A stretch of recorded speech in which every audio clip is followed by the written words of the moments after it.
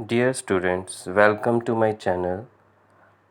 आज हम accounting of partnership firms की बात करेंगे। ये स्टार्टिंग है, very basic and very fundamental. तो सबसे पहले आपको ये समझने की ज़रूरत है कि हम फाइनल अकाउंट्स की बात कर रहे होते हैं पार्टनरशिप फर्म की, जब भी हम ये 12th क्लास में पार्टनरशिप फर्म के अकाउंट्स की बात करते हैं। तो इसका मतलब ये है कि हम ईयर एंड पर जो फाइनल अकाउंट्स बनते हैं वो बना रहे हैं। अब 11th में जहाँ तक आपने सोल प्रोप्राइटरशिप के अकाउंट्स के बारे में पढ़ा था, उसमें बेसिकली 3 चीज़ें बनती थी: trading account, profit and loss account and then सीधा ये बैलेंस शीट। बीच में ये जो नया चीज़ है पार्टनरशिप फर्म्स के अकाउंटिंग में, that is profit and loss appropriation account. अब ये बनाया किस पर्पस से जाता है? इस पर्पस से बेसिकली बनाया जाता है ताकि कुछ जो चीज़ें हैं वो पार्टनर्स को एप्रोप्रिएट की जा सके। अब इसका मतलब ये होता है, फिर हम एप्रोप्रिएशन का मीनिंग भी समझेंगे अपने अगले वीडियो में। पर पहले आपको ये बेसिकली समझने की ज़रूरत है कि जब पार्टनरशिप बिज़नेस होता है तो अकेला एक ऑनर नहीं होता। इसलिए बहुत सारी ऐसी चीज़ें होती हैं जो पार्टनर्स को देनी होती हैं अलग से। यानी कि प्रॉफिट एंड लॉस अकाउंट में आप क्या करते हो? आप आउटसाइडर्स को देते हो। तो बिल्कुल सिंपल सा समझने की अगर बात हो तो अगर एम्प्लॉयज़ की सैलरी है तो वो प्रॉफिट एंड लॉस अकाउंट में आ जाएगी, और अगर आपको किसी पार्टनर को सैलरी देनी है तो वो प्रॉफिट एंड लॉस एप्रोप्रिएशन में आएगा। अब बात आती है पार्टनर्स को किस बात की सैलरी।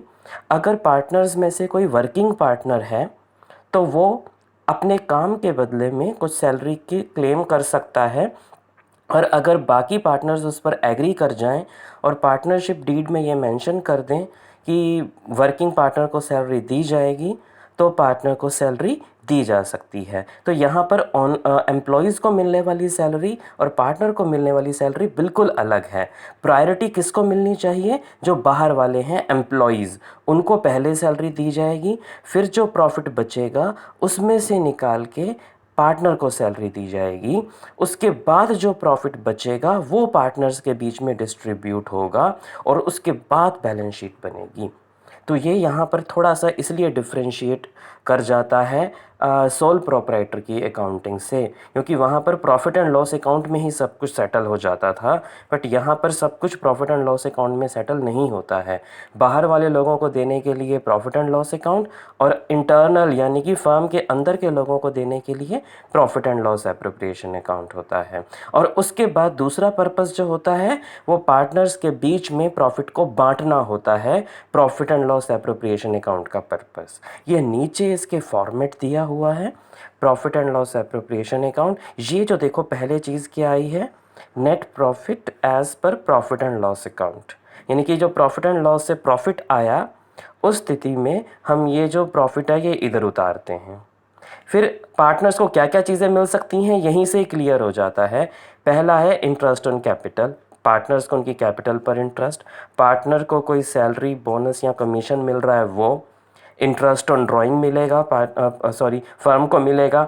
इंटरेस्ट ऑन ड्राइंग जो पार्टनर्स ने की है, यानी कि पार्टनर्स से रिलेटेड कोई भी चीज़ है वो एप्रोप्रिएशन अकाउंट में आएगी। अब एक चीज़ अलग से ये जो दिख रही है, ये लगती है अलग से कि रिज़र्व, रिज़र्व तो पार्टनर को नहीं मिलता।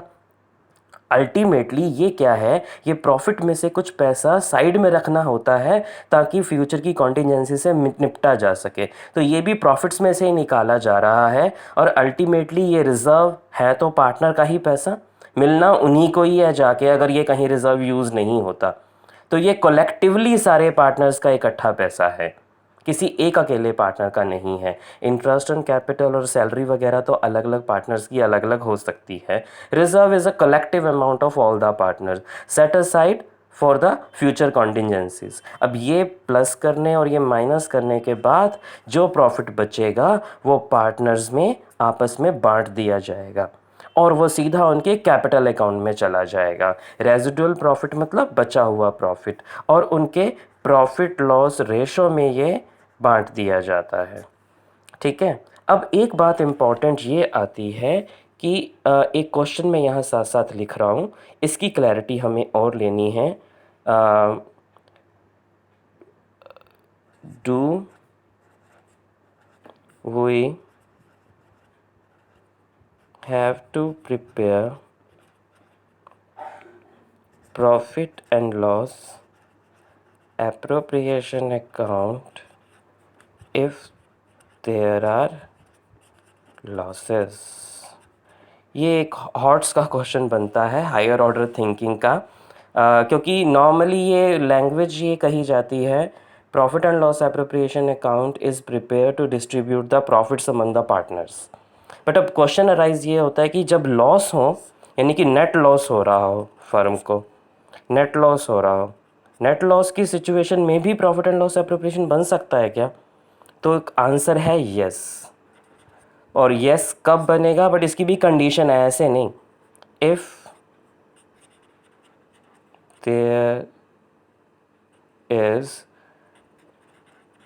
इंटरेस्ट ऑन ड्राइंग, अगर इंटरेस्ट ऑन ड्राइंग देना पड़ जाए, देखो लॉस हो गया तब तो इंटरेस्ट ऑन कैपिटल, सैलरी वगैरह कुछ नहीं मिलेगा, क्योंकि ये अप्रोप्रिएशन आउट ऑफ प्रॉफिट होते हैं, पार्टनर्स को मिलने वाले अमाउंट, ये तो कुछ नहीं मिलेगा। बट इंटरेस्ट ऑन ड्राइंग अगर देना हो तो आपका इंटरेस्ट ऑन ड्राइंग जो है वो प्रॉफिट एंड लॉस अकाउंट में सेटल तो हो नहीं सकता, इसलिए सिर्फ ये प्रोवाइड करने के लिए लॉसेस के केस में इंटरेस्ट ऑन ड्राइंग प्रोवाइड करने के लिए लॉसेस होते हुए भी profit and loss appropriation account बनाना पड़ता है। बट अगर लॉसेस हों और इंटरेस्ट ऑन ड्राइंग ना हो तो प्रॉफिट एंड लॉस अकाउंट में ही लॉस को पार्टनर्स के बीच में बांट दिया जाता है उनके प्रॉफिट लॉस शेयरिंग रेशो में। ये थोड़ा सा एक कंसेप्ट है जो आपको, छोटा सा कंसेप्ट है जो आपको हमेशा ध्यान रखना है। Thank you watching for my channel. अगले वीडियो के लिए तैयार रहें, जो कि हम उसमें ये डिस्कस करेंगे कि एप्रोप्रिएशन का क्या मतलब है, उसके बेस पर एक क्वेश्चन हम करेंगे। Thank you.